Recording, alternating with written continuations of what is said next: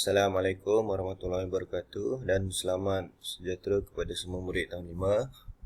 Okey, kita sambung PTPR kita pada pagi ini dalam mata pelajaran sejarah bersama Cikgu Zulfadli. Okey, apa yang kita akan belajar pada hari ini? Okey, yang pertama, murid dapat membandingkan kedudukan dan peranan raja-raja Melayu dan kini. Okey, dan yang kedua, murid dapat menghuraikan negara yang mengamalkan sistem pemerintahan beraja pada masa kini. Okay, so ada dua lah objektif pembelajaran yang awak sepatutnya kuasai pada pagi ini. Okey. Okey, kita tengok objektif yang pertama, iaitu berkaitan kedudukan dan peranan raja pada zaman dahulu dan kini. Okey, kita tengok. Okey, ni buku ada dalam buku teks awak. Ada dalam muka surat 8. Okey, kita dapat lihat dekat sini. Okey, perubahan pada institusi raja. Okey, 2 minggu lepas cikgu dah maklumkan, cikgu dah bagi tahu. Okey, sistem beraja ni sebenarnya dah wujud pada zaman kerajaan Melayu awal. Okey, zaman dahulu lagi dah ada sistem beraja. Okey, yang pertama kita tengok macam mana institusi raja pada zaman kerajaan Melayu awal dulu. Okey, yang pertama, raja atau sultan ialah ketua kerajaan bagi negeri baginda. So, dia dalam negeri dia adalah raja atau sultan. Dia adalah ketua kerajaan. Okey, dan yang kedua, raja atau sultan mempunyai kuasa mutlak dalam pemerintahan. Okey, maksudnya di sini dia ada kuasa yang sepenuhnya ke atas pemerintahan negeri baginda lah. Okey, kemudian segala dasar berkaitan dengan pentadbiran, perundangan, kehakiman dan hubungan diplomatik ditentukan oleh raja atau sultan. Okey, semuanya ditentukan oleh raja atau sultan. Okey, termasuk pentadbiran, perundangan, kehakiman dan hubungan diplomatik. Okey, macam pada zaman dahulu, kerajaan Melayu Melaka contohnya ada hubungan dengan kerajaan negeri Cina. Tu dia yang putuskan. Raja atau sultan tu yang putuskan untuk menjalinkan hubungan diplomatik. Okey, dan yang keempat, raja atau sultan dibantu oleh para pembesar untuk mentadbir kerajaan. Okey, dia dibantu oleh pembesar-pembesar dia lah. Okey, kalau sekarang kita panggil menteri. Okey, ni gambar suasana diorama para pembesar sedang berbincang dengan sultan di Balai Rong Seri. Ni keadaan ataupun suasana institusi raja pada zaman kerajaan Melayu awal ni. Okey, kita tengok selepas kerajaan Melayu awal, institusi raja kita berada pada zaman penjajahan British. Okey, kita tengok. Yang pertama, raja atau sultan dikekalkan sebagai ketua negeri. Okey, sama juga dikekalkan sebagai ketua negeri. Okey, dan yang kedua, raja atau sultan tidak mempunyai kuasa mutlak dalam pemerintahan. Okey, perbezaan dia yang zaman kerajaan Melayu awal ni, pada zaman pemerintahan British ni, raja atau sultan tidak mempunyai kuasa mutlak dalam pemerintahan. Okey, lepas tu, raja atau sultan merupakan ketua agama Islam dan adat istiadat Melayu di negeri baginda. Maksudnya di sini raja atau sultan dia ketua bagi agama Islam dan adat istiadat Melayu di negeri masing-masing lah pada masa tu. Okey, penasihat British dilantik bagi setiap negeri bagi mengurus pentadbiran negeri. Okey, so yang pegawai British ni di setiap negeri ni akan dilantik untuk sebagai penasihat untuk menguruskan pentadbiran negeri-negeri pada masa tu. Okey, ni gambar Sultan-Sultan Melayu bersama-sama dengan Gubernur negeri-negeri Selat. Okey, ni gambar Sultan dan penasihat British lah pada masa tu. Okey, seterusnya kita tengok institusi raja pada zaman seterusnya, iaitu zaman pendudukan Jepun. Okey, raja atau sultan dikekalkan sebagai ketua negeri. Okey, sama macam British tadi.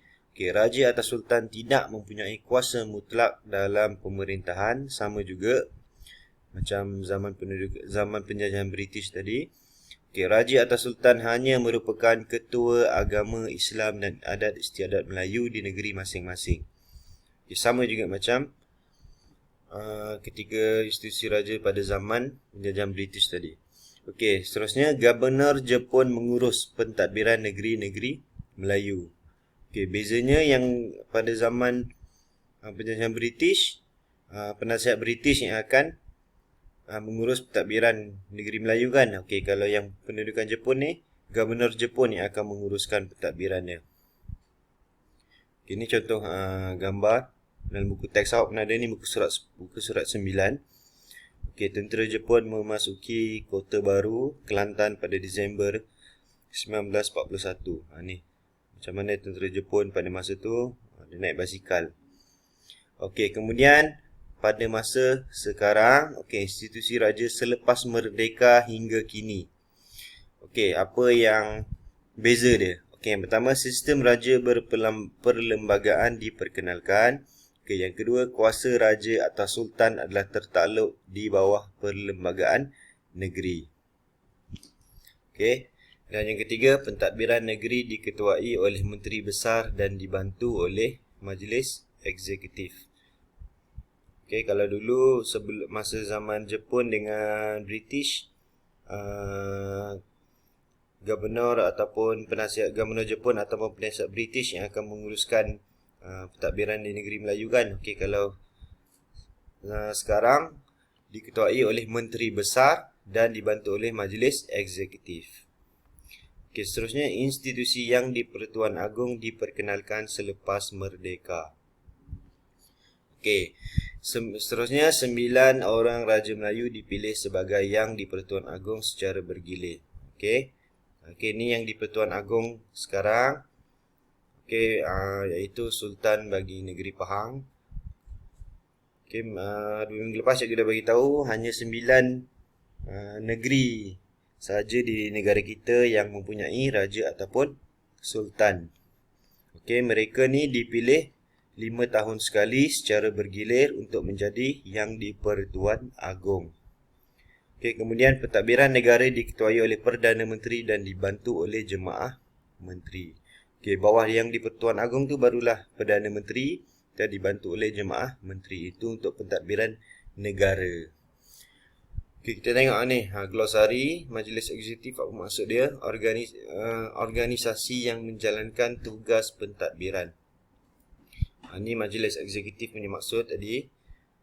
Ni yang menteri diketuai oleh menteri besar dan dibantu oleh majlis eksekutif pentadbiran negeri tadi. Okey, kemudian Jemaah Menteri, apa maksud dia? Badan yang dianggotai oleh Perdana Menteri dan menteri-menteri kabinet. Okey, kemudian kuasa mutlak tadi, apa maksud dia? Kuasa penuh atau tidak terbatas. Okey, kuasa mutlak maksudnya kuasa penuh lah. Okey, seterusnya kita pergi kepada institusi raja di dunia. Okey, kalau dapat lihat ni pada muka surat 10. Okey, ini adalah contoh-contoh negara di dunia yang mengamalkan institusi raja, sistem beraja. Okey, contohnya bendera Ratu United Kingdom. Ni bendera dia bentuknya begini. Ni United Kingdom. United Kingdom ni sebenarnya adalah gabungan 4 negara, England, Ireland, Wales dengan Scotland. Okey. Dia ada satu raja. Dia Ratu United Kingdom. Okey, kemudian Denmark mengamalkan sistem beraja juga. Ni bendera Ratu Denmark. Ni macam ni bendera dia. Okey, seterusnya di benua Afrika ni ialah bendera Raja Maghribi. Macam ni bendera dia. Okey, seterusnya kita tengok okey, yang ni contoh bendera Raja Thailand. Ni. Okey, Thailand jiran bagi negara kita. Okey, ini barulah bendera yang di-Pertuan Agong untuk negara kita. kita negara Malaysia. Okay, inilah contoh-contoh ni lah tadi. Ada 5 contoh dalam buku teks awak berkaitan sistem beraja di dunia. Okey, seterusnya. Okey, itu saja. Okey, tugasan awak. Okey, yang pertama, buat nota ringkas dalam bentuk peta iting berkaitan. Yang pertama tadi, perubahan pada institusi raja. Dan yang kedua, buat nota ringkas bentuk peta iting juga berkaitan institusi raja di dunia. Okey, kalau yang institusi raja di dunia tadi, awak cuma tulis dia punya contoh. Okey, bendera tu tak payah lukis lah. Cuma awak ingat saja bendera tu. Okey, kemudian yang kedua, buat latihan pada buku teks muka surat 14. Okey, buat yang ni saja Okey, bahagian A sahaja. Okey, itu saja. Sekiranya ada pertanyaan boleh PM kepada cikgu lah. Okey, itu saja. Sekian, terima kasih.